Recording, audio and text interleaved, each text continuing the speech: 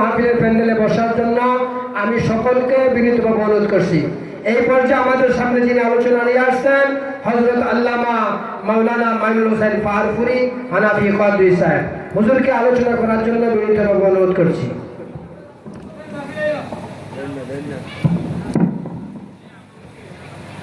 السلام عليكم ورحمة الله وبركاته. وعليكم السلام ورحمة الله تعالى وبركاته. الحمد لله رب العالمين خالق السماوات والأرضين الصلاة والسلام على من كان نبيا وآدم بين الماء والطين سيدنا ونبينا وشفينا وحبيبنا وكيلنا وكفيلنا وأولنا ومعيننا محمد رسول الله صلى الله عليه وسلم. قال الله تعالى في كلامه المجيد والفرقان الحميد ومن آياته أن خلق لكم من أنفسكم أزواجا لتسكنوا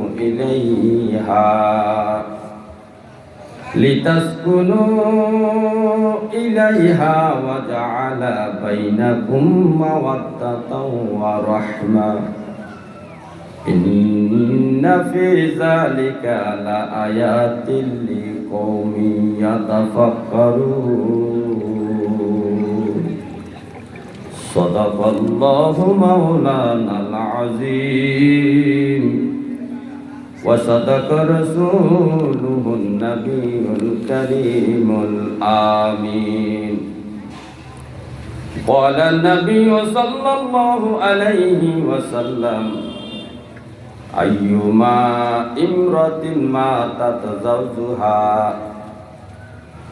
ماتت زوجها عنها راض دخلت الجنة أو كما عليه الصلاة والسلام. إن الله وملائكته يصلون على النبي يا أيها الذين آمنوا صلوا عليه وسلموا تسليما.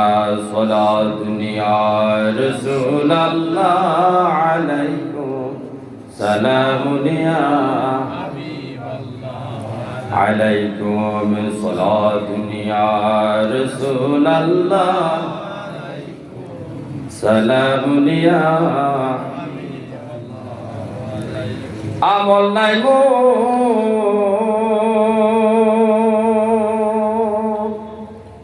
পর পারে দেখাইবা আপনার নামের তসবিহ ভরসায় আমার সালাত নিয়া রাসূলুল্লাহ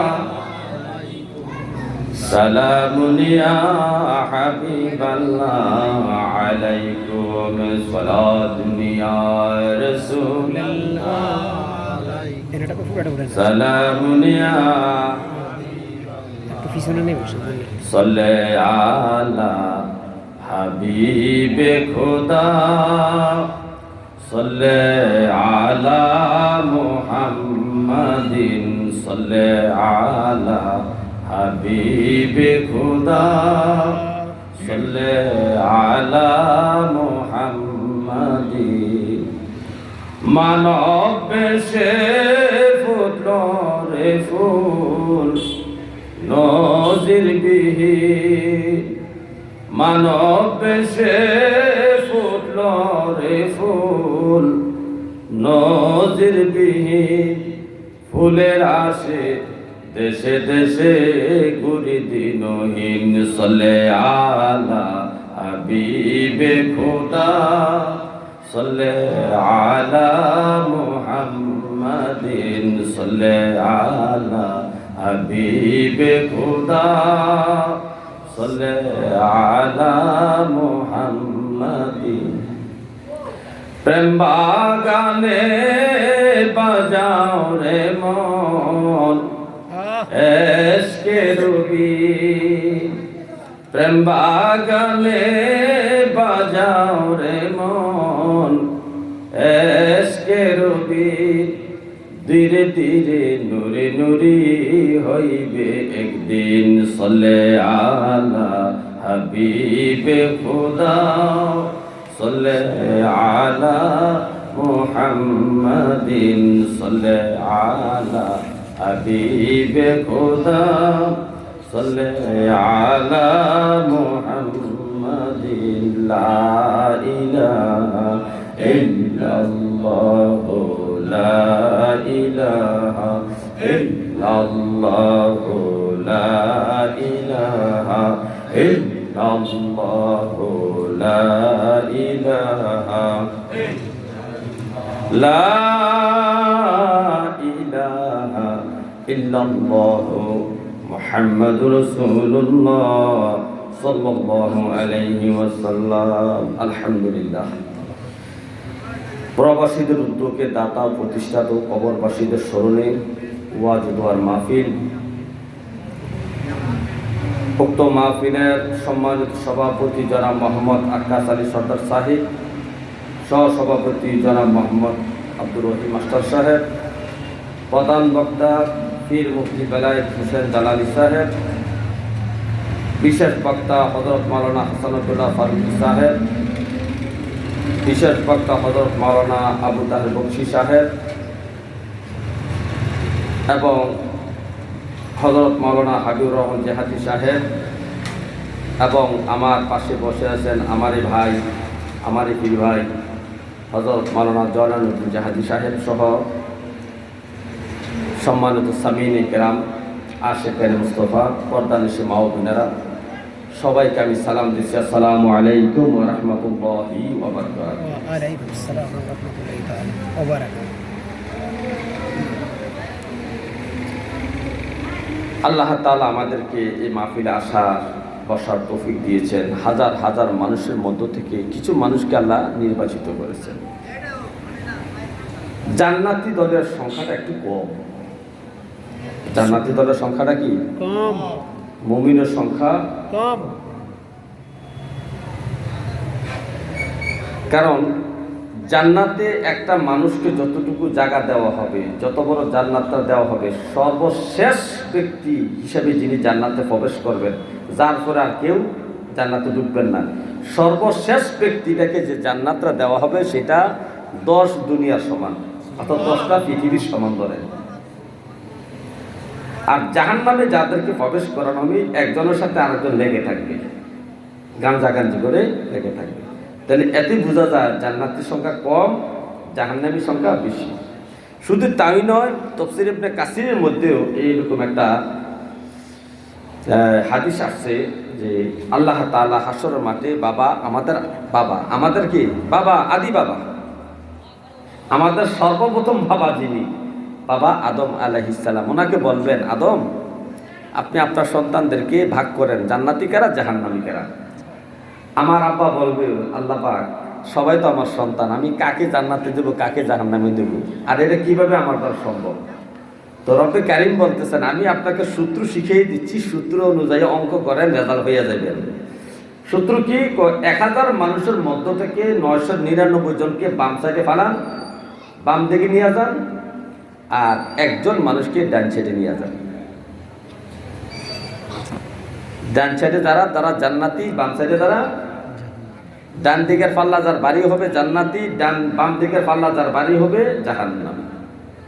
ডান হাতে যার আমল নামা আসবে সে জান্নাতি, বাম হাতে যার আমল নামা আসবে সে জাহান্নামী। বাম সাইডটা বেশ সুবিধা না, বাম হাতটা কিন্তু ভালো কাজে লাগে না, একটু খারাপ কাজে লাগে, কি বলেন? আর ডান হাত পড়া শুনলে তো ডান হাত, ভাত খাইতেও ডান হাত, তাবারকিত ডান হাত, কিছু হাদিয়া দিত ডান হাত, যত ভালো কাজ আছে সব ডান হাতে হয়, ঠিক কিনা বলে? তো এই জন্য মাহফিলে হাজার হাজার মানুষের মধ্য থেকে আল্লাহ তাআলা যাচাই বাছাই করে নির্বাচিত করে মহাব্বত করেন যে ব্যক্তিদেরকে আল্লাহ, তাদেরকে মাহফিলে পাঠাবেন। আর জান্নাতের বাগানে সবাই আসতে পারবে না। সবাই কি জান্নাতে যেতে পারবে না। তো জান্নাতের বাগানে তো সবাই আসতে পারবে না, এটাই নিয়ম। যাক, যত সময় সম্পূর্ণ ভূমিকার চতুর্দিকে না যাই, আমি সরাসরি আলোচনা যাচ্ছি। আমরা আলোচনা করবো আজকে স্বামী স্ত্রীর হক নিয়ে। এই রোগটা আমাদের মহামারী হিসাবে ধারণ করছে। যদি স্বামী স্ত্রীর রোগটা ভাইরাস হইতো, করোনা ভাইরাস বেশি আক্রমণ, মানে বেশি ভয়ঙ্কর হইতো। স্বামী স্ত্রীর সমস্যাটা যদি আল্লাহ তাআলা এটার একটা ভাইরাসে আক্রান্ত মানে রূপ দিতেন, মহামারীতে রূপ দিতেন, তাইলে করোনার সব বড় আকার ধারণ করত। আমরা অথচ স্বামী স্ত্রীর বিষয়টা আমরা কে হালকা মনে করি। এটা হালকা না ভাই। দেখেন, যত আবাদত আছে, নামাজ, রোজা, হজ, যাকাত, জিকির, আজকার, দুরূদ শরীফ, আবা কাবা, টুপি পাগড়ি, জামা, সব আবাদতের মধ্যে একটা আবাদত আরশে আজিমে নাজিল হয়েছে। একটা আবাদতের হুকুম আরশে আজিমে দেওয়া হয়েছে। আল্লাহ রাসূল যখন মেরাজে গিয়েছেন তখন শুধু নামাজের হুকুমটা, নামাজের হাদিয়াটা আমাদেরকে দিয়েছেন। আর সব আবাদত দুনিয়ায় হুকুম হয়েছে। দুনিয়ায় একটা হুকুম কোথাও হয়েছে আরশে আজিমে। আর পৃথিবীতে যত বন্ধন আছে, ভাইয়ে বন্ধন, ভাই বোনের বন্ধন, বাবা ছেলের বন্ধন, মা ছেলের বন্ধন, বেআইনের বন্ধন, বেআইয়ের বন্ধন, বেআইনের বন্ধন, যত আত্মীয়তার বন্ধন আছে সব বন্ধন হয়েছে দুনিয়ায়। সব বন্ধন কোথায় হয়েছে? সব বন্ধন কোথায় হয়েছে? কিন্তু একটা বন্ধন জান্নাতে হয়েছে। একটা বন্ধন, একটা আত্মীয়তা কোথায় হয়েছে? জান্নাতে। সেটা কি বলতে পারবে? স্বামী স্ত্রী। আল্লাহু আকবার বলেন। স্বামী স্ত্রীর বন্ধনটা কোথায় হয়েছে? জান্নাতে।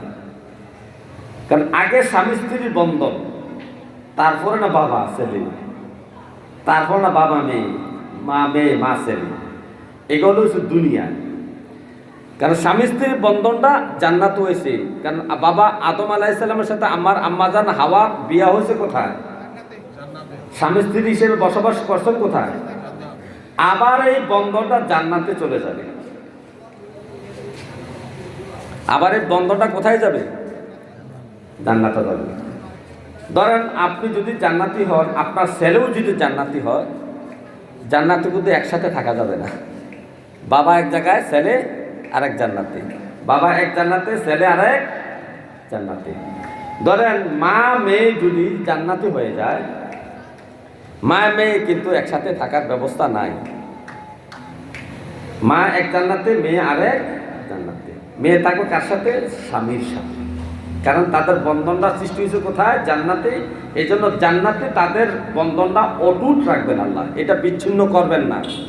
বাবা ছেলের বন্ধন বিচ্ছিন্ন হবে। বাবা এক জান্নাতে, ছেলে আরেক জান্নাতে, মা এক জান্নাতে, মেয়ে আরেক জান্নাতে। কিন্তু স্বামী স্ত্রীর বন্ধনটা একমাত্র জান্নাতে অটুট আল্লাহ পাক রাখবেন। এটা কত বড় মহান বন্ধন, কত বড় সম্মানিত বন্ধন, চিন্তা করছেন? যে বন্ধনটা সৃষ্টি হয়েছে জান্নাতে, সেটা জান্নাতেও থাকবে। জান্নাতে স্বামী স্ত্রীর বন্ধন বিচ্ছিন্ন হবে না যদি স্বামী স্ত্রী দুইজন জান্নাতি হয়ে যায়। প্রত্যেকটা পুরুষ যদি জান্নাতি হয়, প্রত্যেকটা স্বামী যদি জান্নাতি হয়, তাকে ৭২ থেকে ৭৩টা সুন্দরী মহিলা খাদেম স্ত্রী হিসেবে দেওয়া হবে। কয়জন? ৭২ থেকে ৭৩ জন। এর মধ্যে যদি আপনার স্ত্রী, দুনিয়ার স্ত্রীটা যদি জান্নাতি হয়, তাকেও জান্নাতে আপনার সাথে দেওয়া হবে। এখন ৭২ নারী আর আপনার স্ত্রী মোট কয়জন হয়েছে? ৭৩ জন। এই ৭৩ জনের মধ্যে আপনার স্ত্রীটা হইল সব মহিলাদের সর্দার, সব মহিলাদের, অন্যান্য স্ত্রীদের সর্দার কোন মহিলা হবে? দুনিয়ার যে স্ত্রীটা ছিল, যদি জান্নাতি হয়। সুবহানাল্লাহ বলেন। এই বন্ধনটা জান্নাতি বন্ধন। এই বন্ধন সম্পর্কে রব্বুল কারীম বলতেছেন, ওয়া মিন আয়াতিহি আন খালাকা লাকুম মিন আনফুসিকুম আজওয়াজান ওমিন আয়াতিহি, এটাও আল্লাহ পাকের একটা নিদর্শন। আল্লাহ পাকের যত নিদর্শন আছে, এই সমস্ত নিদর্শনের মধ্য থেকে এটাও একটা নিদর্শন। আন খালাকা লাকুম মিন আনফুসিকুম আজওয়াজান, তোমাদের মধ্য থেকে তোমাদের জন্য তোমাদের স্ত্রীকে সৃষ্টি করা হয়েছে। তোমার দেহ থেকে তোমার স্ত্রীকে আলাদা করা হয়েছে। তোমার শরীরের একটা অংশ থেকে তোমার স্ত্রীকে বানানো হয়েছে। তো কেন বানানো হয়েছে? তোমার দেহ থেকে স্ত্রী তোমার অর্ধাঙ্গনী মানে অর্ধেক। তোমার যে বডি আছে, তোমার যে মন আছে, দেহ আছে, তুমি যে মানুষ আছো, তোমার অর্ধেক হলো তোমার স্ত্রী। কেন বানানো হয়েছে? আমার থেকে, আমার অংশ থেকে, আমার হাড্ডি থেকে, আমার ঘাম থেকে, কোন কোন কিতাবে আছে ঘাম থেকে স্ত্রীকে বানানো হয়েছে, কোন কোন কিতাবে আছে হাড্ডি থেকে স্ত্রীকে বানানো হয়েছে, বাম পাথরের হাড় থেকে স্ত্রীকে বানানো হয়েছে। তো কেন বানাইছেন রব্বে কারীম? তো রব্বে কারীম জবাব দিতেন, লিতাসকুনু ইলাইহা। তুমি স্বামী, তোমার শরীর খুব গরম, তোমার এই গরম শরীরটা ঠান্ডা করার জন্য, তোমার মনের তৃপ্তির জন্য, তোমার শরীরের তৃপ্তির জন্য, শরীরটাকে দমানোর জন্য তোমার দেহ থেকে তোমার স্ত্রীকে সৃষ্টি আমি করেছি। এটা আমার একটা নিদর্শন। হে আমার ভাইও, ওয়াজআলা বাইনাকুম মাওয়াদ্দাতা ওয়া রাহমা, এ তোমার দেহ থেকে তোমার স্ত্রীকে সৃষ্টি করিয়া শুধু আমি ক্ষান্ত হই নাই, তোমাদের মধ্যে আমি ভালোবাসার বন্ধন সৃষ্টি করে দিয়েছি। এমন ভালোবাসা সৃষ্টি করে দিয়েছি, স্বামীর জন্য স্ত্রী মরতে রাজি হয়, স্ত্রীর জন্য স্বামীও মরতে রাজি হয়। এমন হাজারো ঘটনা আছে, স্বামী স্ত্রী একসাথে পানিতে ডুবে মরেছে, কেউ কাউকে ছেড়ে যায় নাই। বড় বড় জাহাজ দুর্ঘটনায় যখন হয়েছে সাগরের মধ্যে, এমন লাশ পাওয়া গেছে, স্বামী তার স্ত্রীর হাতে ধরে আছে, স্ত্রী তার স্বামীর হাতে ধরে আছে, কেউ কাউকে ছেড়ে যাচ্ছে না, দুজনেই পানির মধ্যে মরে গিয়েছে। শুধু তাই নয়, এমন হাজার ঘটনা আছে, স্বামীর দুইটাই কিডনি নষ্ট হয়ে গেছে, স্ত্রী বলছে আমার একটা কিডনি হলে চলবে, আমার স্বামী যদি দুনিয়া থেকে চলে যায় আমার তো কোনো দাম নাই, আমার একটা কিডনি আমার স্বামীকে ভালোবেসে আমি দিয়ে দিলাম, আমি একটা কিডনি নিয়ে দুনিয়াতে বাঁচতে চাই, তারপর আমার একটা কিডনি নিয়ে আমার স্বামী দুনিয়াতে বাঁচুন। কিন্তু আপনার একটা কিডনি আপনি আপনার সন্তানকে দিতে রাজি হবেন না। এ মিয়া, সন্তানও বাবাকে কিডনি দিতে রাজি হয় না, বাবাও সন্তানকে কিডনি দিতে রাজি হয় না। কিন্তু স্বামী স্ত্রীর বন্ধনটা এত মধুর বন্ধন আল্লাহ সৃষ্টি করে দিয়েছেন। রব্বে কারীম বলে, ওয়াজআলা বাইনাকুম মাওয়াদ্দাতা ওয়া রাহমা, এই স্বামী স্ত্রীর মধ্যে প্রেম ভালোবাসা আমি দান করে দিয়েছি। এমন ভালোবাসা দান করেছি, একজনের জন্য আরেকজন মরতেও রাজি। কিন্তু ছেলের জন্য কিডনি দিতে মায়ও রাজি না, বাবাও রাজি না। মায়ের জন্য বাবার জন্য কিডনি দিতে মেয়েও রাজি না, ছেলেও রাজি না।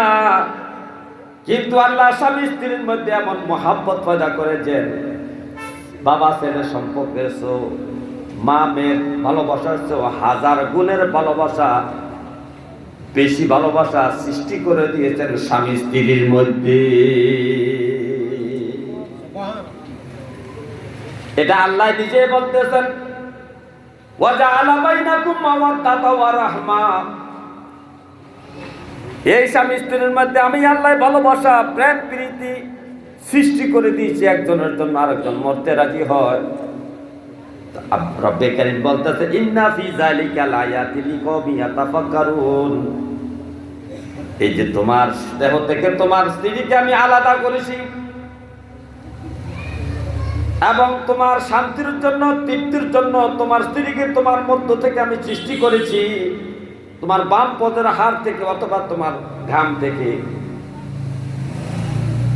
আর এই দুইজনের মধ্যে এমন ভালোবাসা আমি সৃষ্টি করে দিয়েছি, একজনের বাড়ি নোয়াখালী, আরেকজনের বাড়ি হলো বরিশাল।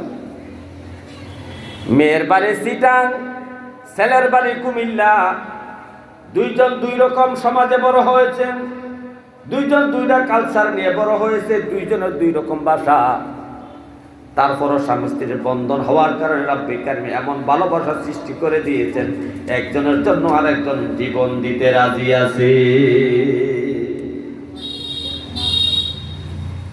তাহলে রব্বুল কারীম বলতে আছেন স্বামী স্ত্রীর বন্ধনটা আল্লাহর নিদর্শন। স্বামী স্ত্রীর বন্ধনটা কি? আল্লাহর নিদর্শন। আর এই স্বামী স্ত্রীর মধ্যে স্বামীর প্রতি স্ত্রীর কিছু হক আছে, স্ত্রীর প্রতি স্বামীর কিছু হক আছে। এই হকগুলা আদায় করা স্বামীর জন্য যেমন ফরজ, স্ত্রীর জন্য তেমন ফরজ। স্বামীর হক স্ত্রীকে আদায় করা উচিত, তার জন্য ফরজ। আবার স্ত্রীর হকগুলা স্বামী আদায় করা তার জন্য ফরজ। এই স্বামী স্ত্রীর অধিকারের মধ্যে স্বামীর একটু সম্মান আল্লাহ তাআলা বেশি দিয়েছেন। কেমন সম্মান আল্লাহ দিয়েছেন বেশি দেখেন। নবীজি বলেন, হে আমার উম্মত, লাউ কুনতু আমিরা আহাদিন, আমি যদি দুনিয়ার কোন মানুষকে সিজদা করার জন্য বলতাম, আইয়াসজুদ আলি আহাদিন, আমি যদি কোনো মানুষকে দুনিয়ায় কোনো মানুষকে সিজদা করার জন্য বলতাম, কারণ সিজদা একমাত্র রব্বুল কারীমকে ছাড়া আর কাউকে করা যাবে না। কোন মাজারে করা যাবে না, কোন পীরকে সিজদা করা যাবে না।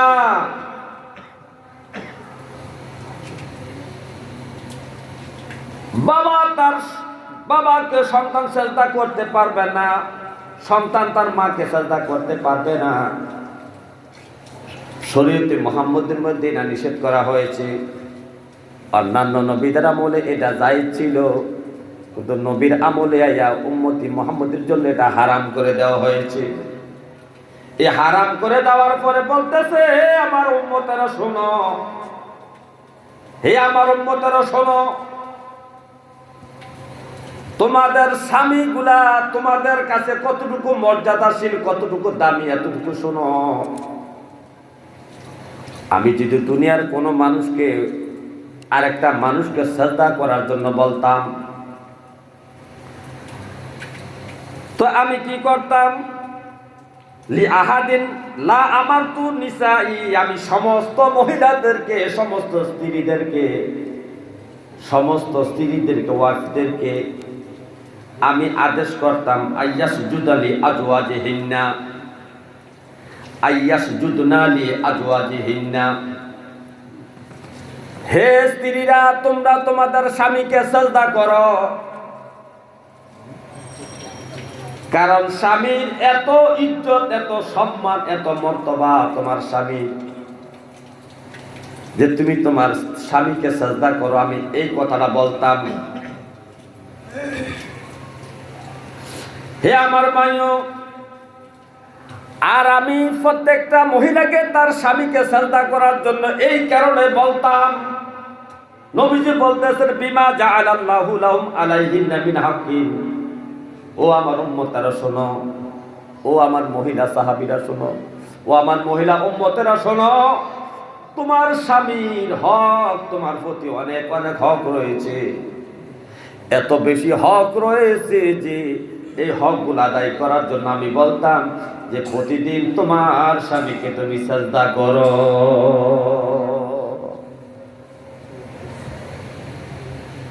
তাহলে স্বামীর কত দাম! একমাত্র আল্লাহকে ছাড়া দুনিয়ায় কোনো মানুষ, কোনো জায়গা, কোনো ব্যক্তিকে, কোনো জায়গাকে সিজদা করা যায় না, হারাম বলা হয়েছে। সে জায়গায় নবী বলতেছেন, আমি যদি কাউকে সিজদা করার জন্য বলতাম, তাহলে তোমাদেরকে হুকুম করতাম, হে দুনিয়ার আমার মহিলা উম্মতেরা শোনো, তোমরা তোমাদের স্বামীদেরকে সিজদা করো। তাহলে আমার মায়েরা গো, আপনাদের জেনে রাখা দরকার আপনার স্বামী আপনার কাছে কত দামি। এই দামি ব্যক্তিটাকে আপনি অবহেলা করে, তুচ্ছ তাচ্ছিল্য করে, অহংকার করে, রাগের বশতে বিভিন্ন দিক দিয়ে আপনার স্বামীকে আপনি আঘাত দিয়ে থাকেন। নবীজি প্রশ্ন করলেন, নবীজিকে প্রশ্ন করলেন সাহাবী, ইয়া রাসূলুল্লাহ আইয়ুন নিসাই খায়রুন, কোন স্ত্রী লোকটা ভালো, কেমন ওয়াইফ ভালো, কোন স্ত্রী লোকটা ভালো, নবীকে একটু বলে দেন না।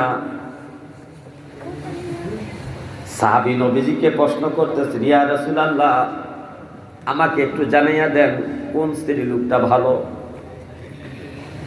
নবীজি বলেন, ক্বালাল্লাতী তাসুররুহু ইযা নাযারা। নবীজি বললেন, তাসুররুহু ইযা নাযারা, যে মহিলার দিকে তার স্বামী তাকাইয়া খুশি হইয়া যায়, যে মহিলার দিকে স্বামী তাকাইয়া খুশি হইয়া যায়, এক নাম্বার গুণ।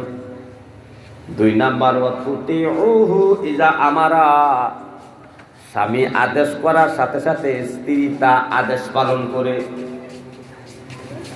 স্বামী তার চেহারার দিকে তাকালে স্বামী হাসি দিয়া নয়, স্বামীর মন খুশি হয়ে যায় বিবির দিকে তাকাইলে। আর দুই নাম্বার গুণ হইল, যখন স্বামী আদেশ করে সাথে সাথে স্বামীর আদেশটা স্ত্রী পালন করে। এই দুইটা গুণ যে মহিলার মধ্যে থাকবে, এই দুইটা গুণ যে মহিলার মধ্যে থাকবে, সেই মহিলাটা হলো তোমাদের মধ্যে উত্তম স্ত্রী। পুরুষটা সারাদিন হাটে বাজারে মাঠে ঘাটে, অফিস আদালতে দোকানে পাটে, ব্যবসা বাণিজ্য, কষ্টের উপর কষ্ট, গামের উপর গাম জড়াইয়া বাসায় আসে, খাওয়া দাওয়া করার জন্য, গোসল করার জন্য বাসায় আসে। যখন সে বাসায় আসে দরজায় পৌঁছে, স্ত্রী ঘর থেকে যদি দৌড়ে আসা দরজার মধ্যে স্বামীকে দেখে একটা মুচকি হাসি দেয়।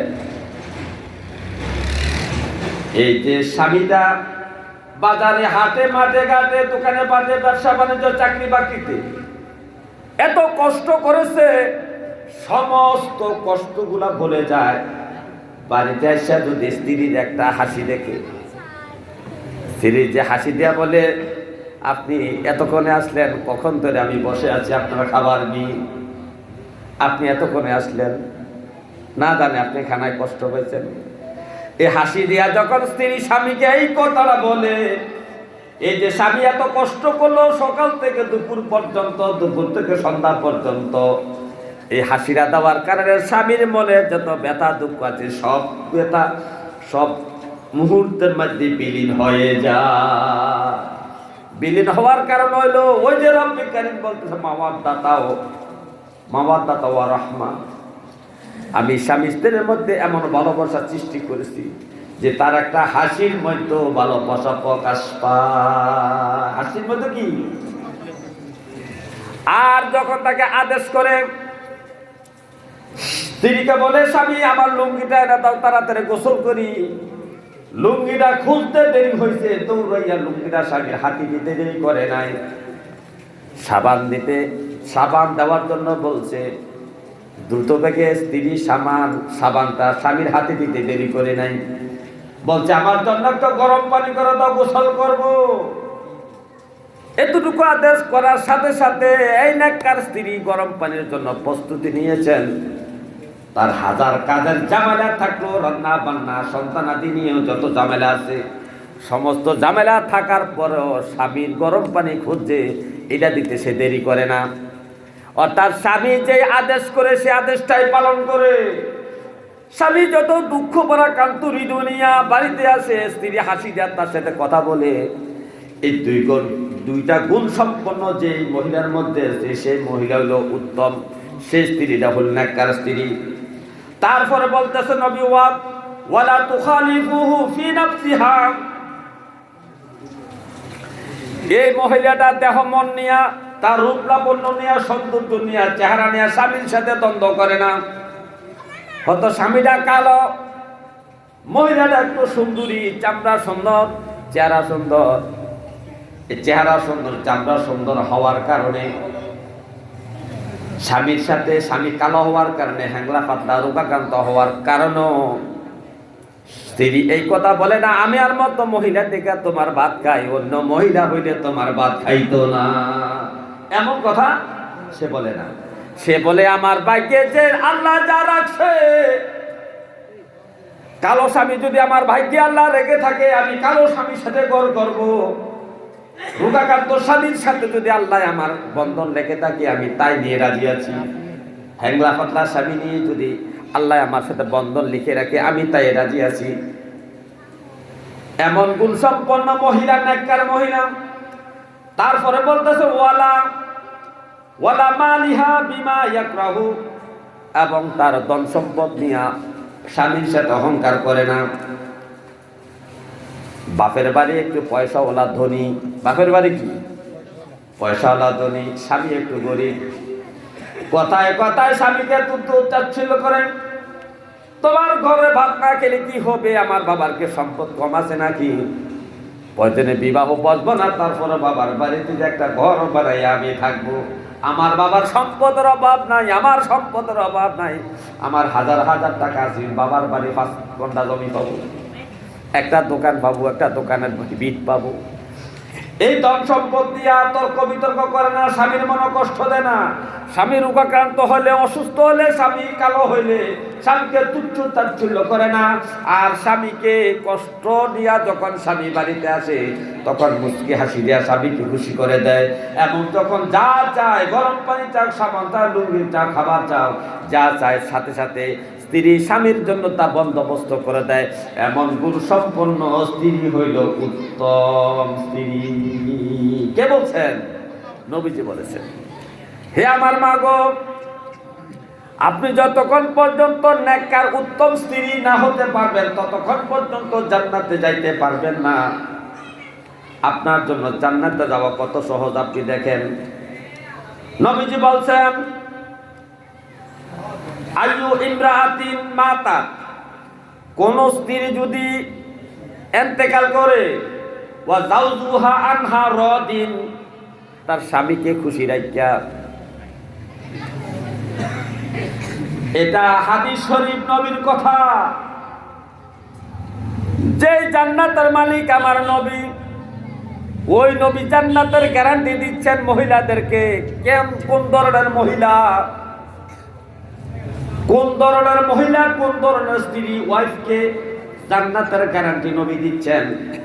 একটু খেয়াল করে দেখো, নবী বলতেছেন, আইয়ুমা ইমরাতিন মাতাত, কোন স্ত্রী লোক যদি মারা যায়, ওয়া যাওজুহা, তার স্বামীকে আনহা রাদিন, সন্তুষ্টি রাখিয়া।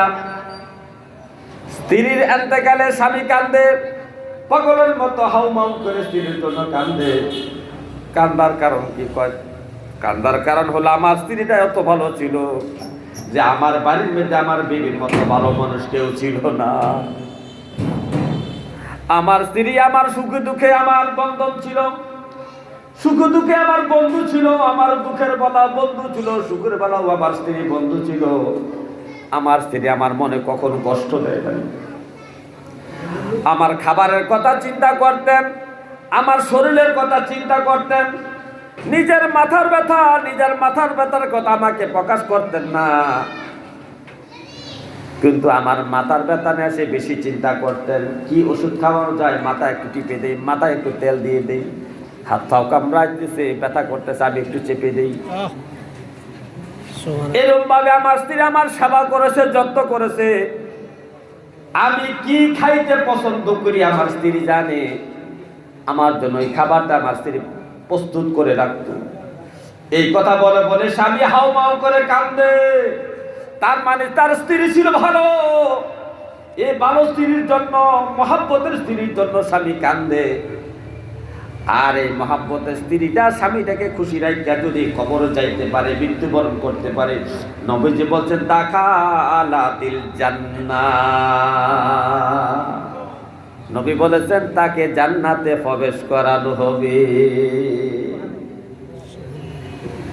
মহিলাদেরকে জান্নাতে যাওয়া সহজ, মহিলার জান্নাতে যাওয়া সহজ। 5 ওয়াক্ত নামাজ আর রোজা আর পর্দা পশিদা আর স্বামীকে খুশি করে যদি মরতে পারে, 5 ওয়াক্ত নামাজ আর রোজা নিজেকে পর্দার মধ্যে রাখিয়া স্বামীকে খুশি করে যদি মরতে পারে, ওই মহিলাটা 100% জান্নাতি জান্নাতি। নারে তাকবীর, নারে রিসালাত, নারে গাউসিয়া।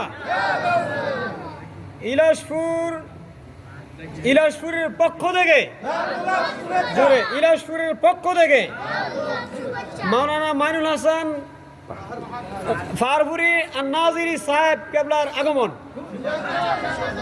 মাশাআল্লাহ। আল্লাহুম্মা সাল্লি ওয়া সাল্লিম, আল্লাহুম্মা সাল্লি ওয়া সাল্লিম আলাইহি ওয়া আলিহি মাআহু আজমাইন।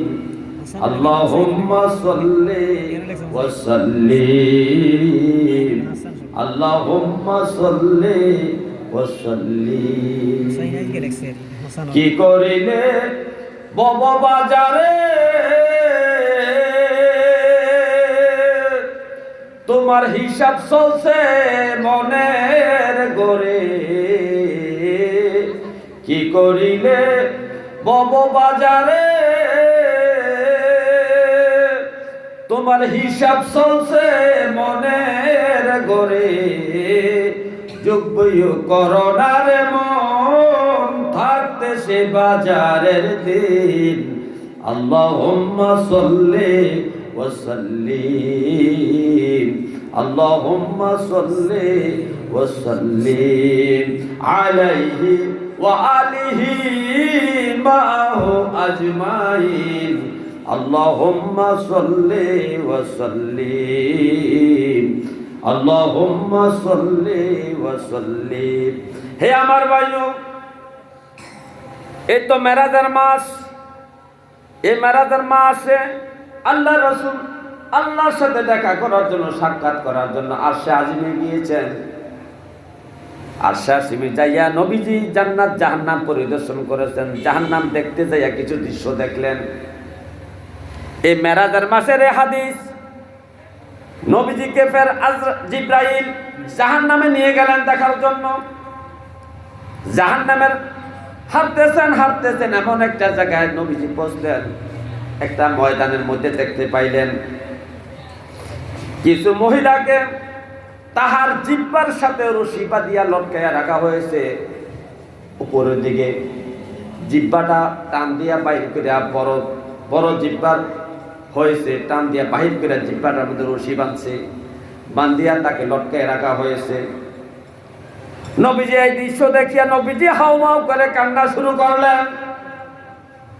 পাশে জিব্রাইল আছে। জিব্রাইলকে প্রশ্ন করলেন, হে ভাই জিব্রাইল,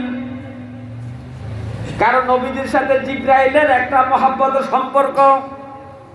জিব্রাইল নবীকে নাম দিয়ে ডাক দিতেন, ইয়া মুহাম্মদ, ইয়া আহমদ, ইয়া আবুল কাসেম। নবীজিকে নাম ধরে একমাত্র জিব্রাইল ডাকতেন।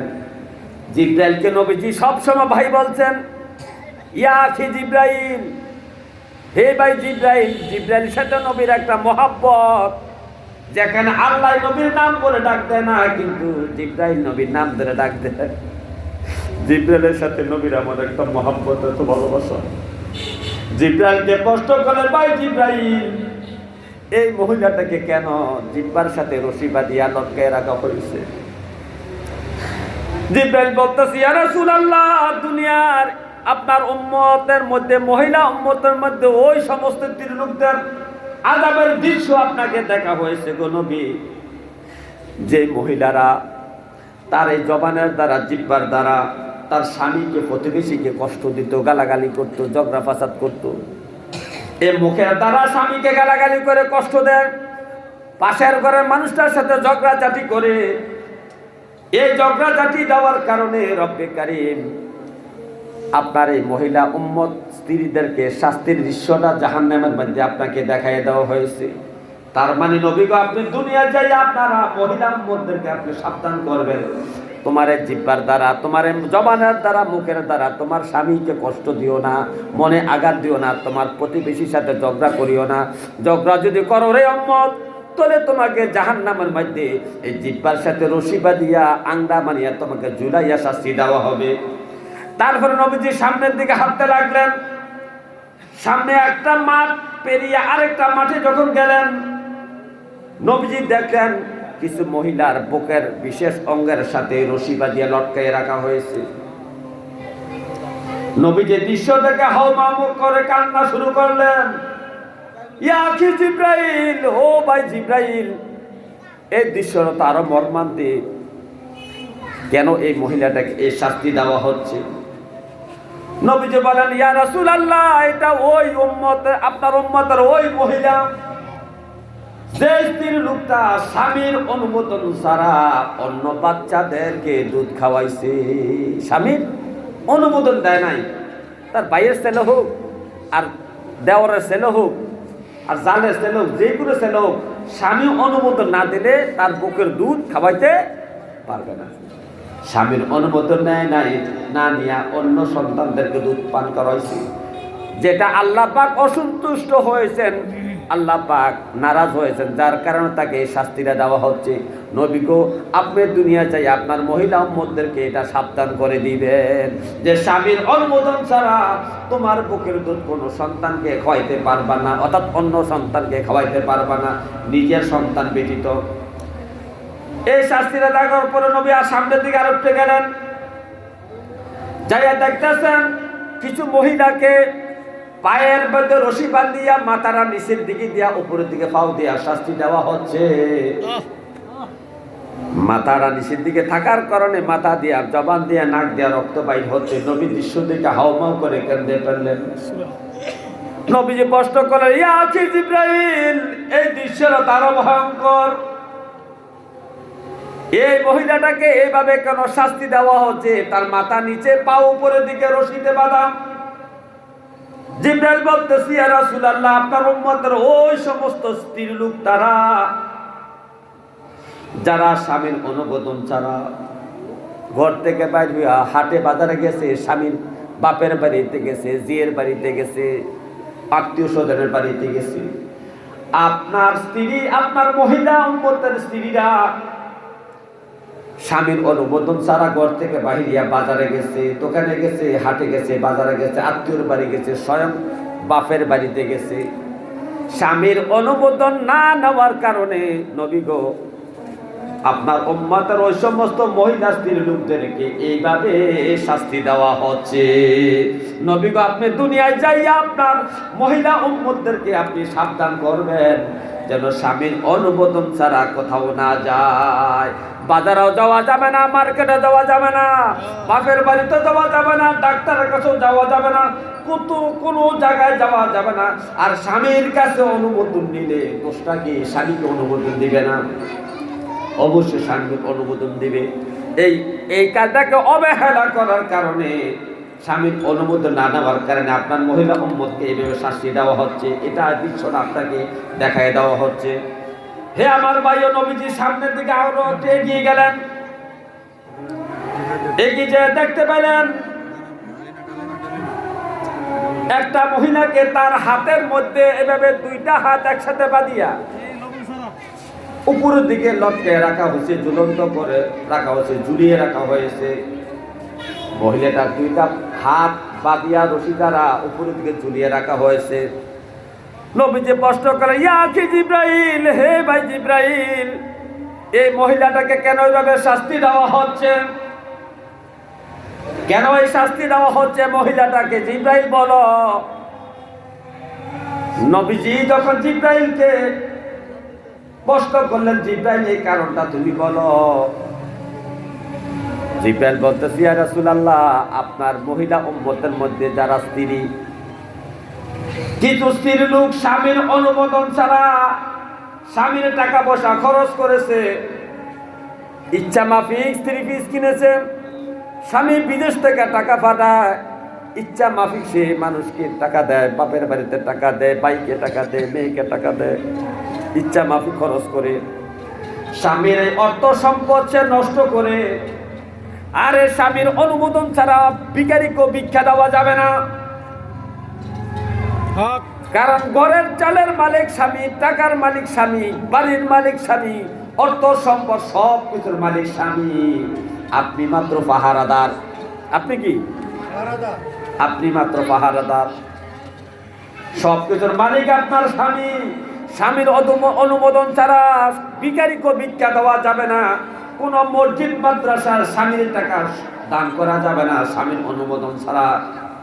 কিন্তু নিজের ব্যক্তিগত টাকা তাকে দিতে পারবেন। যেমন ব্যক্তিগত ইনকাম আছে, যেমন আপনার মোহরানার টাকা, আপনার মোহরানার টাকা, আপনার মোহরানার টাকা যদি আপনি ভিন্ন খাতে ব্যয় করে আপনি আয় করেন, এই টাকাটা আপনার। কিন্তু স্বামীর বাড়িতে যদি আপনি মুরগা পালেন, এই মুরগার মালিকটাও আপনার স্বামী। মারহাবা মারহাবা। অনেক আমার মায়েরা মনে করে এগুলোর মালিক আমি, কারণ হাঁস মুরগা পালি তো আমি না। আরে আপনার সম্মান কতটুকু আল্লাহর নবী দিয়েছেন আপনি জানেন? আপনার খাওয়ার টাকা, পোশাকের টাকা, ওষুধের টাকা, আপনি যদি রাস্তা থেকে বাইর হইয়া যদি এক জায়গাতে আরেক জায়গায় যান, আপনি যদি বলেন 50 টাকার জায়গা আমি হাঁটিয়া যাব না, স্বামীর উচিত এই স্ত্রীটাকে একটা বাহনে করিয়া তার গন্তব্যস্থানে পৌঁছাইয়ে দেওয়া। আপনি যদি বলেন আমি হেঁটে যেতে পারবো না 10 মাইল, 1 মাইল, আধা মাইল, অথবা অফলুক্ত জায়গা আমি হেঁটে যাইতে পারবো না, স্বামীর কর্তব্য হলো স্ত্রীকে যে কোনোভাবে বাহনের মধ্যে সরাইয়া তাকে ওই জায়গায় নিয়ে যাওয়া। কিন্তু সময় সম্পূর্ণ হওয়ার কারণে আমার মায়েদের কি হক আছে স্বামীর প্রতি আমি তো বলতে পারলাম না। আমার মায়েরা রাগ করবেন না, কোনোদিন সময় হলে আপনাদের কি হক আছে স্বামীর প্রতি আমি বলবো। হে আমার ভাই ও গভীর মনোযোগ, এই যে 4টা শাস্তির কথা বললাম, প্রথম